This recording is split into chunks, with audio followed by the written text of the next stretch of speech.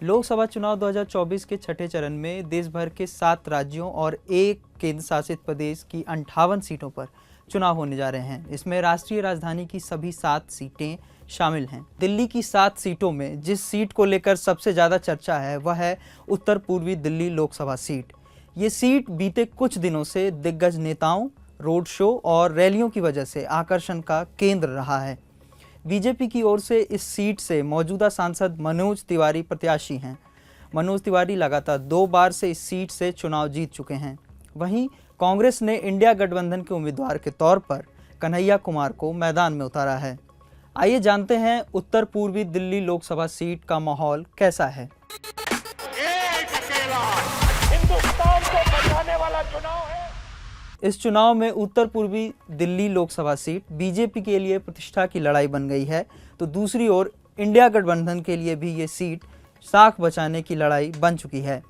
कुछ दिन पहले प्रधानमंत्री नरेंद्र मोदी ने इस सीट पर मनोज तिवारी के लिए रैली की थी। वहीं गुरुवार को राहुल गांधी ने कन्हैया कुमार के समर्थन में जनसभा को संबोधित किया था।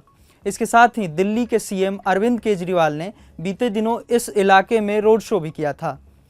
तो क्या इस सीट पर बिहार पूर्वांचल फैक्टर काम करेगा? उत्तर पूर्वी दिल्ली सीट पर बिहार और पूर्वांचल से आकर बसी आबादी सबसे ज़्यादा है। 2011 के जनगणना के अनुसार इस निर्वाचन क्षेत्र का औसत जनसंख्या घनत्व 36,155 व्यक्ति प्रति वर्ग किलोमीटर है, जो भारत में सबसे अधिक है। 62 वर्ग किलोमीटर के इस क्षेत्र में कम से कम 22.42 लाख लोग रहते हैं। इस वजह से ही बीजेपी और कांग्रेस ने बिहार और पूर्वांचल से ताल्लुक रखने वाले नेताओं को यहां से प्रत्याशी बनाया है। मनोज तिवारी पिछले 2 लोकसभा चुनाव से इस सीट से जीत रहे हैं। साल 2019 में उनका मुकाबला कांग्रेस की पूर्व सीएम शीला दीक्षित से था। ये चुनाव मनोज तिवारी जीते थे।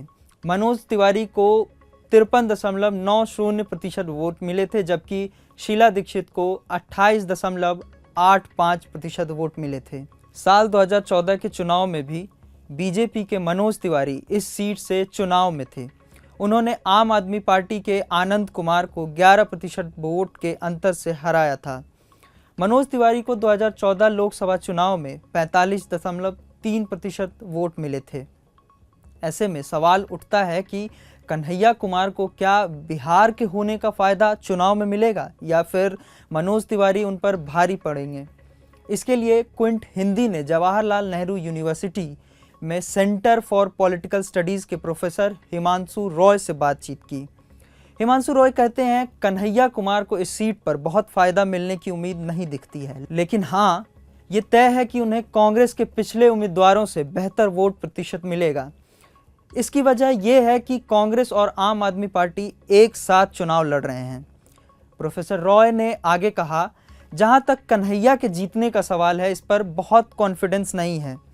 ऐसा इसलिए भी कि दिल्ली की जनता चुनाव के मूड को समझती है, यानी विधानसभा चुनाव में वे भले ही मुद्दों के आधार पर वोट करती हो, लेकिन जब लोकसभा का चुनाव आता है तो राष्ट्रीय चेहरे के आधार पर वोट डालते हैं। दिल्ली के लोगों को पता है कि किस चुनाव में किसे वोट देना है। हालांकि पंजाब यूनिवर्सिटी में राजनीति विज्ञान के प्रोफेसर आशुतोष कुमार मानते हैं कि उत्तर पूर्वी दिल्ली सीट पर कन्हैया कुमार की उम्मीदवारी को कमतर नहीं देखना चाहिए। प्रोफेसर आशुतोष कुमार कहते हैं, कन्हैया कुमार को हम एकदम साइडलाइन नहीं कर सकते हैं। उनकी उम्मीदवारी इसलिए भी मजबूत है क्योंकि उन्हें कांग्रेस और आम आदमी पार्टी का साथ मिला हुआ है। इसके साथ ही कन्हैया को मुस्लिम वोटर्स का भी साथ मिलेगा। लेकिन इसमें सवाल उठता है कि 2020 के दंगों के बाद ये पहला लोकसभा चुनाव है, तो उसमें क्या फैक्टर्स काम करेंगे। साल 2020 में दिल्ली में हुए दंगों का केंद्र इसी लोकसभा क्षेत्र में पड़ता है। दंगों के बाद पहली बार इस सीट पर लोकसभा चुनाव हो रहे हैं।